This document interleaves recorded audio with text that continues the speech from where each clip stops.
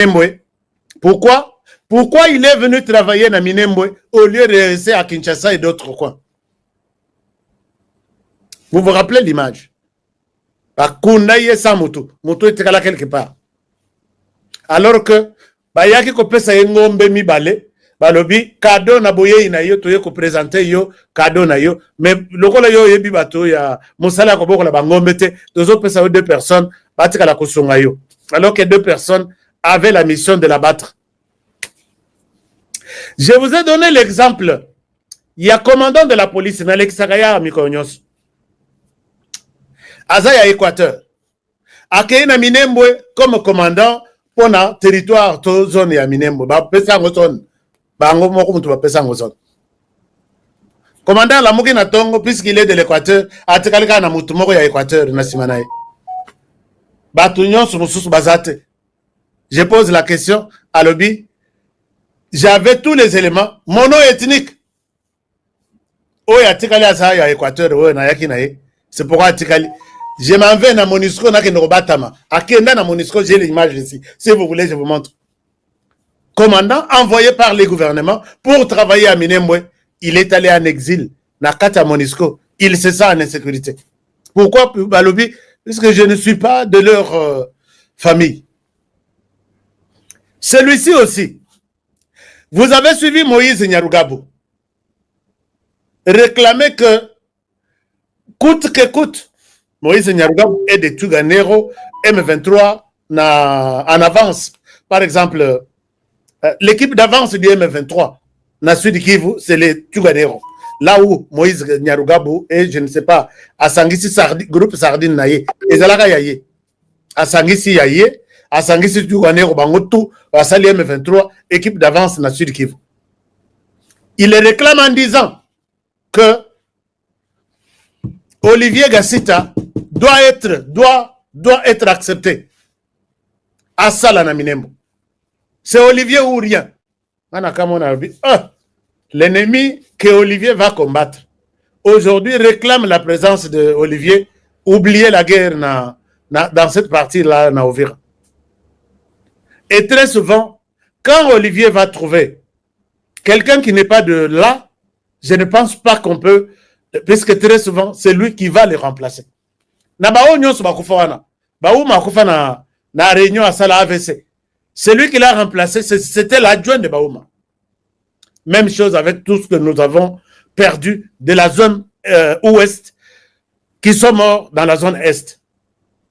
L'Iwaya, général Daniel, il y a beaucoup de choses. Il y a à boire et à manger. Je reviendrai sur la situation. Vous allez comprendre que Honoré, il y a Honoré Zangang. Donc, nous sommes dans une situation où on vous impose qui venir diriger, qui ne peut pas venir diriger. Et dans quel pays on est? Dans quel pays là? Président Félix Tshisekedi fait tout, son abisso, tout ça l'armée abisso. Nous devons faire une armée. Tout le monde bateau nyonso ya oh Aza ceci, oh Aza généraux, ce sont des généraux. La guerre ici va se terminer avec des majors, avec des capitaines, peut-être le grade ya Likolo et cause à la colonel. Moi, je pense que sur ceux qui sont à 500, bangonyo sont pas qu'une retraite. Je n'ai jamais vu une guerre terminée. Ceux qui sont généraux bas à Namboko, on ne pouvait pas perdre un village. Généraux là tu peux péter à rouge. Un groupe ya ba nyangala katamoko boy, bas au village de 1 à 100. Le pays n'a pas de généraux, il faut mettre tous ceux qui font semblant d'avoir de barrettes à rouge. Pas qu'il y ait de retraite. Tout le monde doit partir en retraite. Tout ce qu'à la tana Mokoto Mibale, et puis et les capitaines, comme ça, Félix Tshisekedi va fabriquer ses propres généraux. Mais bas à la bellité. 10, 20 au maximum. Mais 500. J'ai fait un sujet, j'étais en train de suivre une de mes émissions. La guerre, dans une guerre à l'est du pays. La guerre des généraux. Yosa général, osa peut-être 3 étoiles. Oyaza général, 2 étoiles. Oyombong Weye na compte, il y a 2 étoiles. 3 étoiles te dira que je suis ton supérieur. Ozo banga mapekote. Tu montres de l'argent ici. Mais bon, on a balobi, tout ça, tout ça, là-bas, tout ça. Katana nous yangai par au c'est l'ordre qui doit être exécuté. À vos ordres. À Pessi. On a la guerre dans une guerre. C'est la raison pour laquelle, quand j'ai vu ces enfants ici, je vous partage l'écran. Quand j'ai vu ces enfants ici, Nalobi, Bitumboyo, Naibite, Nzameka Asunga. Je peux vous montrer.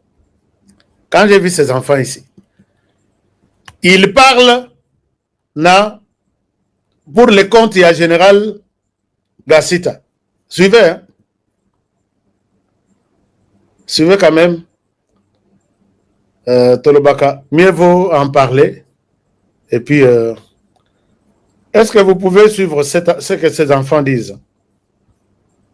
Oh,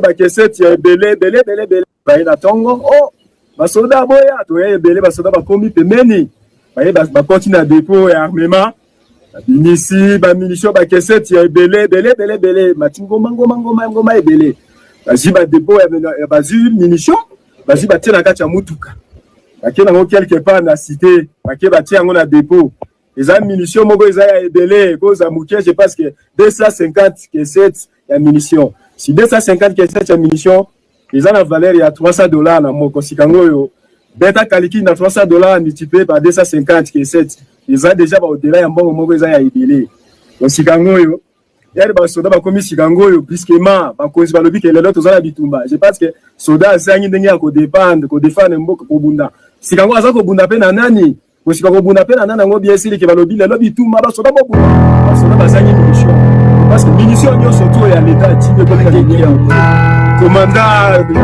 commandant Sego ya nini ya région général Kassi tana commandant ya 121 brigade colonel Luamba a détourné munitions 250 que cette munition la teki yango mbongo wana kaka bango mibale bato bali mbongo wana qui est nango porté par porté disparu soda kaka ko exécuter à vous ordre nanga imoko zereski na koloba awa na sala ka pe makambo wana na dimisa na tika goli ata iloko moko te oya pesanga commandement ya artillerie ya 12 ti chef peloton ya artillerie zereski ngai za koloba bisika biso to bozali bozaba mona ngai za musala oyo mokonzi commandant brigade pesa kinga to bimisaka 250 que 7 ya munitions et kendaka wapi général Kasita ina commandant brigade si place pour ngana zalaka na brigade na monaka akamonyo soto oyo basalaka na moko si place mais mbongo place kendaka ba poche na ba ba arme ilibaki ajua ya commandant secteur.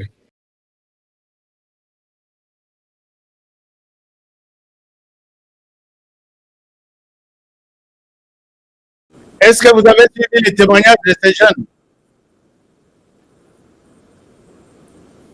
Quand vous suivez Moïse Nyarugabo, signez Soki Olivier a commis à Wate. Nous appelons l'ONU à venir en aide. Mais Yosa ennemi, Olivier viendra pour vous détruire, vous combattre. Tu réclames sa présence? Gasitao bazol wana yei. Oyaza Oyo balongoli bazongisi na Kinshasa. Chers amis, je vous dis, il y a à boire et à manger. Ça c'est pas moi. Hein? Tout ça. Moi, je m'en fous, je ne connais rien. La vidéo est longue. Et les gens dénoncent. Quand on vient, on ne trouve pas de munitions. Munitions, bazui, batindi, côté moussous. Côté ennemi. Oh, yabino bozana ngwana bobeti 1 heure, 2 heures, 3 heures, botirali vide. On vous encercle. Babandiko beta bino moko. Repliez. Le général a donné l'ordre de replier. Lobby n'a sali 1 heure avec un commandant, il y a FRDC, garde républicaine, qui me dit des choses. Azan à fond, Azan à ligne à fond. Qui me dit des choses dans le lobby. Biloko nyo, soki na bimisa on a place publique. Nous sommes dans la période où il y a soutenir l'armée n'abis. Je ne peux pas dire quelque chose à ma baie, mais bakonzi à l'État. Bota la témoignage à boy. J'ai fait hier ma main levée, Dieu au ciel m'entend, 1 heure avec une personne qui me donne les détails, Moussous au au lobby. Généraux Moussous, il faut que bêta bango massa sur de place. Naloba et l'ormora boy. Naloba et l'ormora boy na lobby. Bino ba na boza na terrain. Bon moni que mokonze na bino. Azo trahir Bino. Le seul sort, c'est de lui loger une balle dans la tête. Et le cas des jours, c'est. Et puis, Massolé, les cas, à Benganga Bablivier, défends-nous. Défendre Bissot. Alors, je pense que nous allons continuer avec notre émission. Pour terminer, je vous amène à Ouvira, là-haut. Non, pas pour terminer. Pas pour terminer. Cerveau moteur de la rébellion du M23, l'homme le plus discret, les Wazalendo ont monté en puissance. Ils sont déjà à Kibumba, Katane. Yoweri Museveni vient de tourner le dos à Paul Kagame en divisant les CRP de Thomas Lubanga. Ambongo interpellé par le Vatican. Ni nezali kolekana. Mbote na bino ba papa, mbote na bino ba mama, mbote na bino nyonso tu bandeko balandi de partout. Bino balandi ya chaîne na biso. Tozali na reconnaissance mingi envers Nabino. Pourquoi? Parce que vous avez l'amour, la volonté. Ya kolanda pe koluka koyeba. Makambo ezali kolekana na mboka Congo. Mboka Nabino, mboka Nabiso. Voilà bandeko ba Congolais, nous qui présentons les émissions sans Bino bandeko, le travail que nous faisons ezali à Pamba. Voilà pourquoi nous sommes en train de vous remercier pour cet amour bandeko, parce que awa toko beta kaka masolo ya mboka Congo, mboka na bino, mboka na biso, mboka ya batata ya bakoko bandeko ba Congolais, le paradis terrestre, la République démocratique du Congo. Nazo banabino bandeko. Pourquoi? Parce que c'est prouvé dans le monde mobimba. Voilà pourquoi on nous combat matin, midi et soir. C'est à cause il y a cette richesse. Oh yotoda nango bandeko. Potentiellement, mais aussi naturellement. Parce que tout le monde souvent c'est la Bible qui le dit. Alors bandeko ba Congolais to kobeta masolo. Ndenge yo kinga na uti ko annoncer yango na titre na ngai bandeko awa na koyebisa na yo ke la montée en puissance ya bandeko ba Wazalendo. Tu sais qui vient na ba émission les kanaki ke depuis que la force aérienne, le FARDC, ont détruit les systèmes anti-aériens ya Rwanda, on a installé qui na est de la République démocratique du Congo. Vous avez vu, hein, les Wazalendo ba komi na Kibumba. Et où se trouve Kibumba? Kibumba, c'est à quelques mètres. Bandeko ba Congolais, quelques kilomètres de Koloba, na Rwanda. Attention là, Kibumba, au Talabozomo na Rwanda. Mais où sont les systèmes anti-aériens? Il y a Paul Kagame a installé na est de la République démocratique du Congo. Le président Tshisekedi maintenant, après avoir détruit les logistiques par la force aérienne, il tombe comme corps à corps entre les Wazalendo et les M23. Tokobeta masolo, tokobela yango surtout na ba détail mingi. Qu'est-ce qui se passe bandeko ba Congolais na Ituri? Dernièrement na betre kibino masolo. Oh boyoka ki bandeko. La force toujours aérienne, on a les hélicoptères et nos donne. On détruit bandeko la rébellion de Thomas Lubanga. Na esa kibino na bemission les kanakike. Ndenge boko mona guerre toko bunda. Na est ya République démocratique du Congo. Kenya za la rébellion. Oto bengi AFC parce que et botama ikune pa nanga. Oto koloba. Paul Kagame pas na rébellion, c'est les M23. Museveni pas aki na OAE rébellion, oto bengi na kombo CRP. Bandeko, CRP ya Museveni awa toko ba Museveni yemoko komi ko détruire. Pourquoi? Bandeko, c'est à cause de la santé ya Museveni. Vous savez que Museveni est très malade. Il a maintenant peur. Atika, mboka Uganda na maboko ya mwana na muozi oya melaka masanga ebele, vous le savez. Mais aboyi kotika mboka na maboko ya muozi, mais en étant en conflit avec la République démocratique du Congo. bandeko Museveni yemo akomi kobomase RP et pour tourner le dos à Paul Kagame na kobetelo lisolo okoyoka na kati ya émission qu'est-ce qui se passe chez Yoweri Museveni. Un proche de Paul Kagame, le cerveau moteur, Balba Simbi rébellion d'une manière discrète, neutralisé par les États-Unis d'Amérique. Bandeko, je vous dis que les États-Unis d'Amérique, Bako Bunda d'une manière secrète, avec leurs renseignements, les équipements Bandeko, et par de sanctions. Je serai Bandeko na kati ya émission na ko tali sabino ngo malembe. Omona ndenge nini rébellion comme na suka. Mais Kagame le quoi za teti. Alors Bandeko, je vous demande simplement d'aimer mon émission et ainsi de partager les liens. Question ezali Bandeko. Je voulais savoir, Bandeko, donner vos avis. Parce qu'il n'a pas passe. Il s'agit de quoi? Il s'agit du Qatar. Oui, mais Tomatia qui va drone par hélicoptère. Tomatia qui nyonso. Na kata faiblesse wana. Maman Qatar a lobby au non, toke na cessé les faits. A bengi ba nyonso. Pourquoi? Parce que non, FADC ba matia qui va drone pendant 7 jours successifs et 3 semaines. 3 semaines, les équipes à Matisse, mais na dernièrement, tu as 7 jours successifs et tu bombardes les logistiques. Ba arme, ba char de combat Rwanda, to tumba kiango, bazwa ki tega ya makasi. Bandeko, je vous dis, parce que nous suivons les actualités en Boka Congo à la loupe, heure après heure, minute après minute. Juste après ces dégâts autocausés qui est pas l'ennemi, Qatar maman quoi bimi ote cesser les faits. Alors, dans le moment où je vous informe que les Rwandais, bande de Congolais, les Rwandais viennent de renforcer encore les M23 par quelques matériels.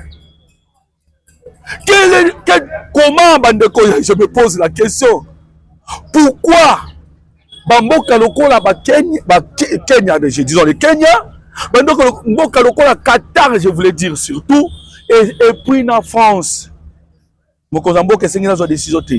Bandeko, neni ni relation avec ce sengela zana bato ana nyonso. Voilà un peu une des questions on a causé là-bas. Commentaire na bino, bisabiso que on peut avoir proposition ou to s'alarmer de sorte que Mokozamboka kaka relation. On n'a rien à craindre de Bandeko, nous sommes forts. Alors Bandeko, ndenge kana no sangi na début émission. Na moment où ils allaient bombarder na Rwanda. Tant que tu as vu tout le monde à Tolobaka, il y a les gens qui doutent. Mais à Rwanda, on a une vidéo Bandeko. Je vous dis, la vidéo est allée. Place nini, ba maman, wana kolba na Rwanda. Ba komi na colère, il y a Paul Kagame. Ils commencent à manifester. Bandeko, vous savez que tellement qu'ils ont perdu leurs enfants, à perdre de Miba na bango barbi non, bako continuer sous bongoté. Colère contre Paul Kagame. Pourquoi? Parce que matanga eleki na Rwanda. Matanga bandeko ba Congolais, mais matanga yango esala makaka na sa mutema. Voilà batu ba ulingaka au moins bakende bakunda ndeko na bango, wana nde sima nango ekosala bango ke bazwa moi réconfort. Mais avec maintenant Paul Kagame alingi teke ba Rwanda balela. Voilà pourquoi ba maman ba telemaki. Et matanga on outi na force aérienne de na uté ko ebisa yo. Parce que nos forces aériennes elles ont ciblé officiers, logistique, bande de Congolais ainsi que les mines. Tellement faut appeler Kiskoyo, gouvernement congolais tiki. Match quoi t'as ce bandi avec Banambo Kabawalendo. Et na raison de discrétion parce que n'a bimisa secret d'état. Bande de Congolais. Mais je vous informe déjà. On a ma force autobenaka, les forces de camouflage. Ce qui a zawana, alati, teni na bango ezaka lokwa ba nzete, ba vert, bandeko ba congolais, par force de camouflage wana, à un moment ba bundaka na ba wazalendo. Je vous l'ai dit, bandeko ba congolais, que le wazalendo ainsi que nos FRDC, awa bazali na toute l'étendue de la République démocratique du Congo, sauf la grande ville, le quoi Goma na Bukavu. Mais on mboka nyonso bandeko. Je vous dis que awa to kobeta masolo de un match setengami. Vous allez constater que bandeko ba congolais, majorité tous les territoires dans ma localité, na bazamba partout no FADC bazali. Oui, na ko bango pambate. Awa do beta no bino solo. Le Wazalendo vient d'attaquer na niveau ya Kibumba. Kibumba, ça se trouve où? Na territoire ya Nirangogo. Alors, vous comprenez que maintenant tous les territoires ba Wazalendo bazali. Parce que na Nord Kivu, tu as 6 territoires. Et na 6 territoires, ba rebelle utolo ba Kagame na ba soda na e bazaka na 3 territoires au bazwa. Les 3 territoires monsieur ya mabongo na biso. Mais na 3 territoires wana ezali ya Nirangogo, Rutshuru, Masisi, place bitumbe bunda maka. Les Wazalendo sont là. L'objet ba Wazalendo ba uti ko boma. Kamazani, so Kamazani. Un colonel rwandais. Na habitation na bosani ko mona ye. Rwanda za kiwapi? Na Rutshuru. Pona rekoma pele na Bunagana. Donc, bande ko territoire ata mon côté. Oh, moi, Namboka Zani Kobunda Kuna. Vous voyez qu'il ne contrôle pas la situation. Quitte la Sud Kivu. Ah, on a combattu un homme solo. Lobby. Bande ko soba wazalendo wazala kiwap. Na Katana. Katana ezali wapi. Katana ezali moko ya ba cité ozali na Sud Kivu. Bande ko. Tangela ngai territoire oyo rebelle azali. O bande ko na biso ba wazalendo na ba FARDC bazate. Ezate. Déjà la situation est sous contrôle. Bon, à la étonné, ceux qui t'ont récupéré Goma na Bukavu. Bandeko, bon, à l'étonné, on peut les récupérer dans 2 semaines. Na bisa kibino na bémission les kanaki que nos FARDC bazali concernant le système il y a affaiblir l'ennemi. L'ennemi a déjà affaibli. Dernièrement, on m'a dit Kagame, na utuko sabino atindi ba atindi ba militaire ngo wapi. Atiri ba on est na Goma. Parce qu'il sait que Goma est en danger en ce moment. Goma et Bukavu est en danger. Est en danger. Le système où le président Tshisekedi a tué. Bande kozala ki na bisa kibino. Eza ya to récupérer te. Mais to lembi sa ennemi bande ko dernièrement wa to uti ko beta na Nyanzale. Kagame tindi ba soda te. Ya zaika kabwe. Donc la minute où il commence à se décourager.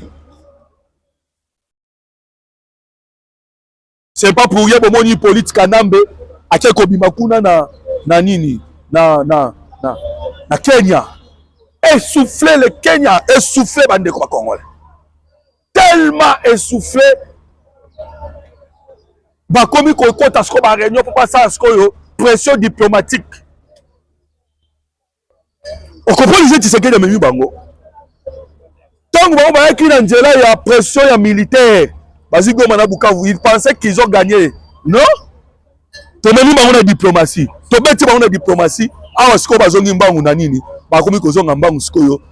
Sur le plan diplomatique avec le Kenya. Maintenant, Kenya, Raila Odinga est mort. Raila Odinga Koufi. Ce sont des signaux.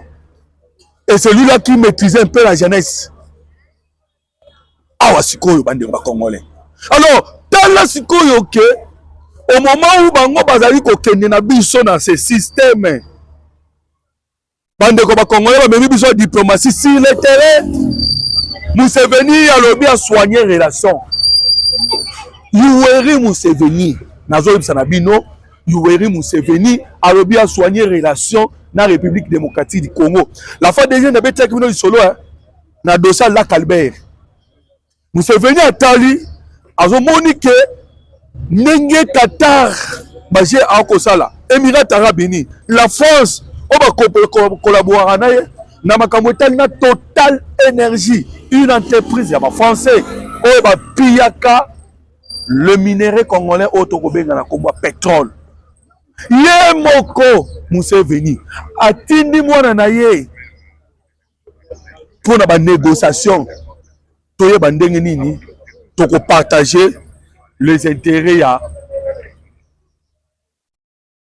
Lac Albert et surtout le pétrole. Ndenge ko na ebisa kibino bandeko. Tellement awa utiko ça c'est élection mais il est très malade. Et le président Tshisekedi de ça ebisa ki na Museveni. Ayebisi alobi na yeboy. Vieux wa mukolo. Ça la âge. Tu es sage, tu es déjà vieux. Voilà maintenant en ce moment Museveni commence à se ressaisir. Et vous savez, Paul Kagame commence maintenant à être isolé.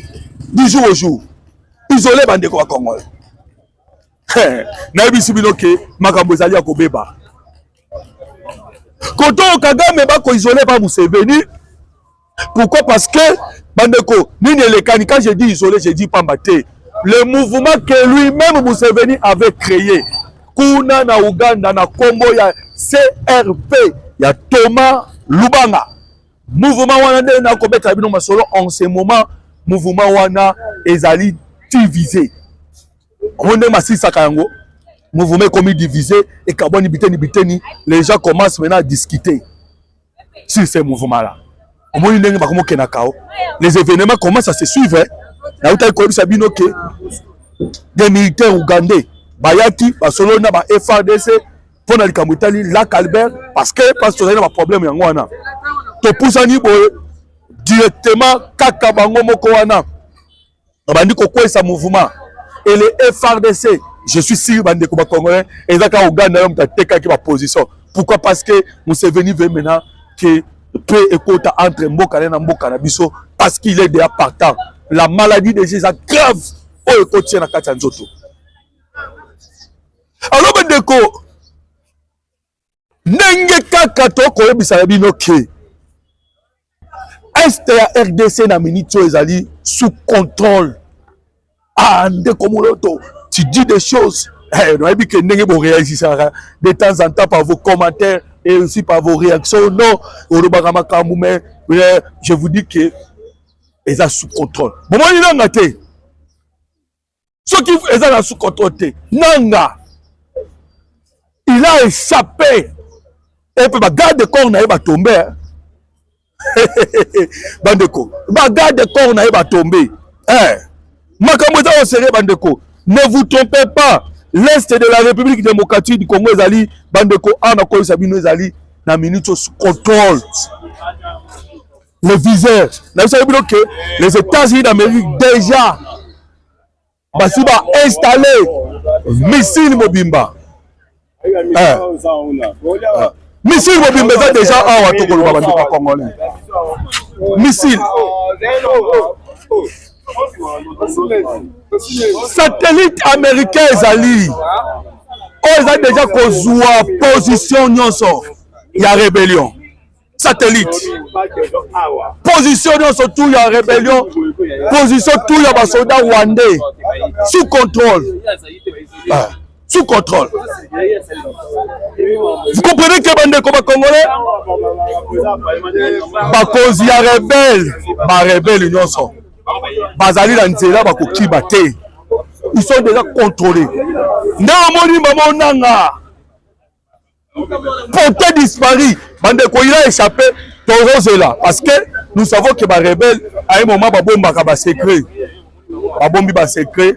Il y a nanga. Mais je vous dis que, dans le moment où on solo, nanga a porté disparu. Tout ça, c'est pour vous dire que l'Est de la RDC, bandeko ba congolais, ils allaient en ce moment est commis zone bien minée.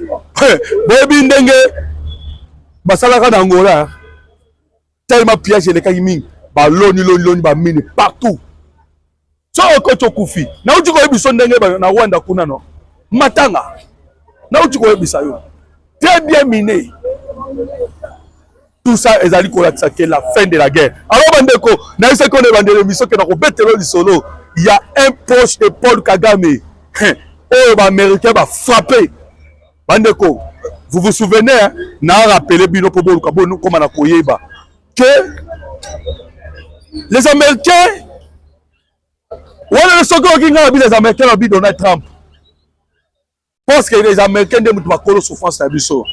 Mais l'administration Trump va au travail. Le coup Kagame à côté qui Donald Trump doute. Kagame à côté qui Trump doute. Vous le savez, hein? Pourquoi? Parce que alors soutien Emmanuel Macron, alors soutien les Européens Moussoussou, on va recopier minéraux.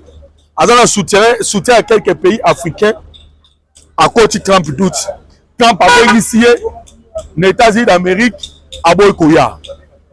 Alors Bandeko, Yoka, Amérique a banni le combattant James Kabarebe. Après Betty, Laurence Kanyuka, ba cerveau moteur, il y a rébellion. Mais à qui n'a moutumoko, on a dit qu'on agir en toute discrétion. C'était qui? Moïse Nyarugabo. Bandeko Congolais. Moïse Nyarugabo que nous sommes en train de vous parler. Dans tous les rébellions et ça dans la République démocratique du Congo, Moïse Nyarugabo a la kaka. Un moko emo abimi Nyamulenge, un moko a CNDP, un moko RCD. Alors pour permettre ngana tant la bino parcours na ye. Moïse Nyarugabo traîne derrière lui. Na tangi la bino qui est Moïse Nyarugabo et puis le sanction des États-Unis d'Amérique pour détruire maintenant auto benga ba cerveau moteur. On a yaza lokola la personne discrète, on a dit ça la musala ya liaison entre les rébellions. Bandeko, rébellion mais les rébellions et le Rwanda. Sogina Sisouana na ebiso sikoyo la décision de Jean-Paul na koloba da papa de Roma envers Ambongo. Ogoyoka yango awa na katia émission to solo la yango. Alors na ko senga simplement bandeko aimez mon émission et partagez les liens. Et faites aussi les commentaires. Bandeko ba Congolais, Namakamutali la République démocratique du Congo Sokaka, je vous suis à partir de telle ville. Moïse Nyarugabo, l'homme qui traîne derrière lui un passé lourdement marqué par les rébellions successives ayant ensanglanté la République démocratique du Congo. Voilà pourquoi les États-Unis d'Amérique ont sanctionné Moïse Nyarugabo. Qui est Moïse Nyarugabo? Moïse Nyarugabo fut parmi les fondateurs de AFDEL. Il a joué un rôle central avant de devenir directeur de cabinet de Mouzon Laurent Désiré Kabila. Au moins, il y a déjà directeur de cabinet. À l'époque, Mouzé président, il est directeur de cabinet. Allez, Ndekonaye, Otobeng Nakoma James Kabarebe, chef d'état-major. Talandenge Major Kimbo Kanabiso. Moïse Nyarugabo na AFDEL. Moïse Nyarugabo na RCD. Na RCD Azanakinin. Il a quitté l'AFDEL pour rejoindre ce mouvement. Oyoka vidéo au Mouza le Baratam Nyonso. J'ai dit aux Rwandais de retourner chez eux. Mais je vois tout le monde. Moïse Nyarugabo Azonaki. C'est-à-dire ils sont qui? Des Rwandais. Vidéo Mouza le Baratam c'est kaka. Bande Koba Congolais. Yewana bakesa la RCD. Naba Oto Bengi ba Rouberois. Moïse Nyarugabo après RCD mixage brassage de salami a Jesus Kokota na CNDP. Il est sous.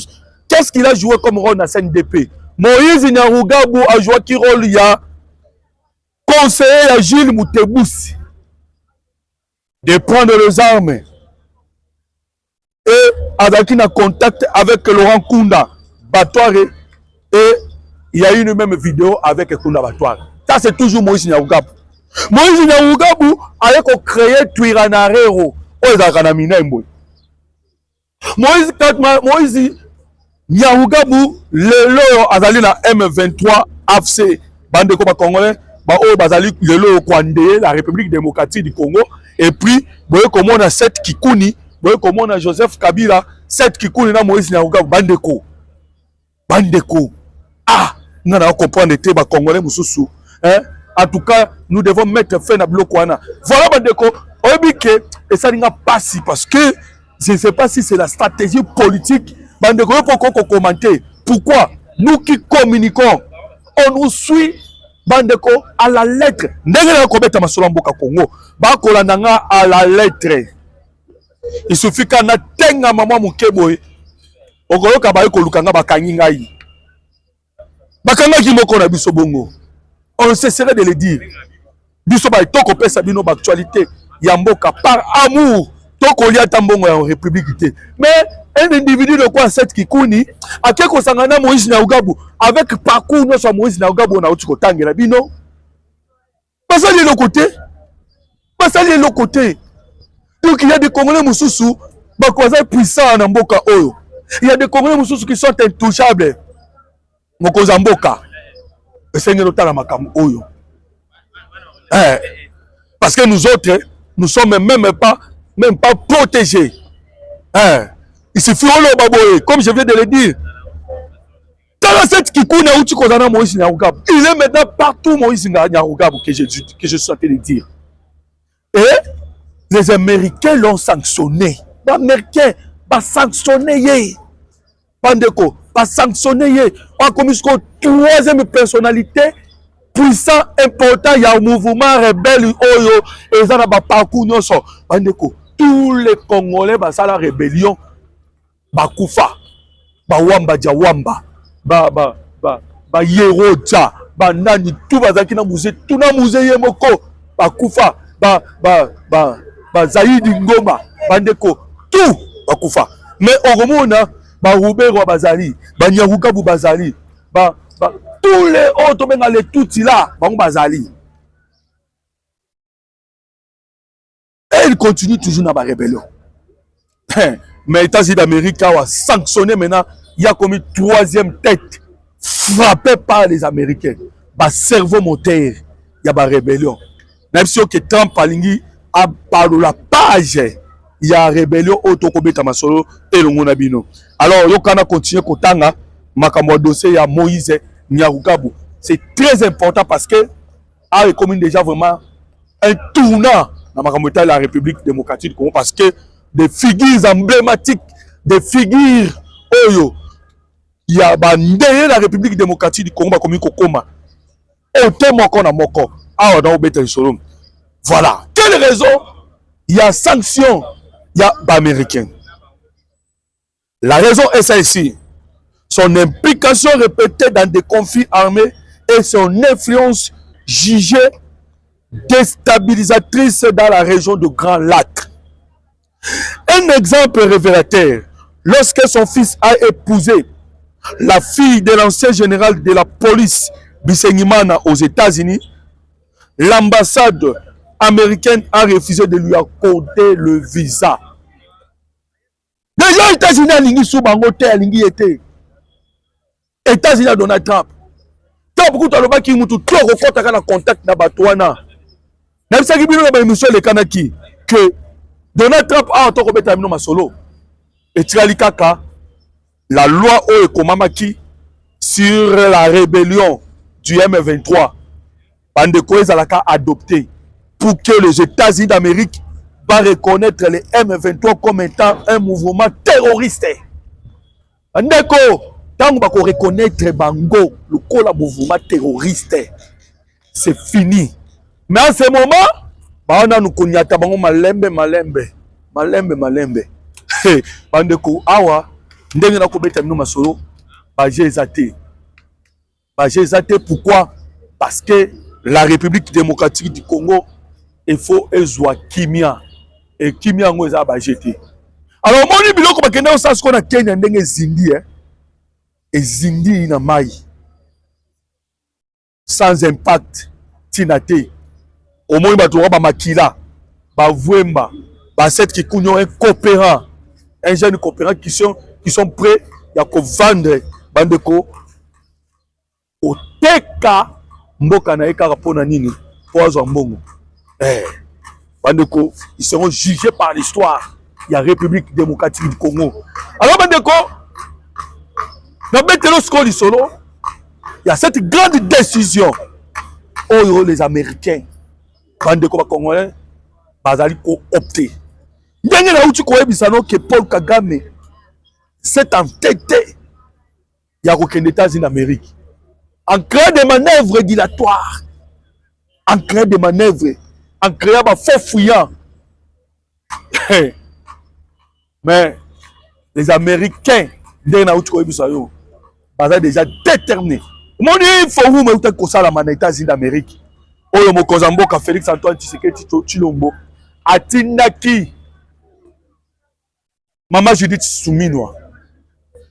Voilà donc pesa matondo mingi pe merci mingi na directeur de cabinet ya Mokozamboka Anthony Kizo bande ko ba congolais matondo mingi na ye. Pourquoi? Parce que musala na ye ezali komonana tellement de critiques bande ko critique obi Mokozamboka à un moment a besoin ya koza ba technocrate.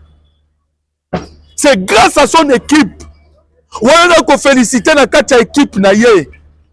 N'a qu'on féliciter le ministre Julien Paluku. Bandeko, il a utilisé chaque mot. Mais c'est une victoire diplomatique aujourd'hui. Mais c'est le directeur de cabinet. Ordre donné par le président Tshisekedi. Le savoir-faire, l'équipe capable.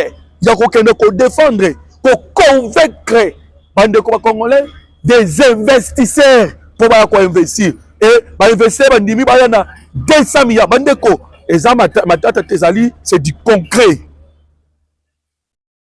Voilà pourquoi on jette du flair. Donc on jette le flair na directeur à cabinet Anthony Kizo. Bandeko biso na mboka oyo toroba obe vérité kande yangwana tokumisa mutu te. Pourquoi? Pour appeler ce mot, il y a colia mais bah acte, bah œuvre, nde tolinga tomona. Nde tomona ki to pesa ki matondo pe na maman Thérèse Kaikwamba. Pour na musala salaki. Mais na minute yo tango moni victoire auto tu cause en États-Unis d'Amérique na forum. Mais mettez ça aussi le travail, le savoir-faire. Il y a Anthony Kizo. Bandeko, voilà pourquoi et là quoi les a masse quitté. Aujourd'hui vraiment 200 milliards 220 investisseurs au Bayena Lombangu ba oué la porte. Il y a République démocratique du Congo. Pourquoi bandeko tout ça pour na kolukande nini pour ya ko investir bandeko, il y a de meilleures choses dans la République démocratique du Congo na mikolo o ezali koya. Pourquoi? Parce que mboka na biso ezali mboka oyo bandeko ba Congo na buteki semino na début ya émission que le pays puissant. Tu es là, j'aime. Et commentez mon émission. Numéro dans téléphone sur le plus 243 89 40 330 80. Je vous avais promis les vidéos. Appelez-moi au Goza vidéo. Merci beaucoup. Que Dieu vous bénisse.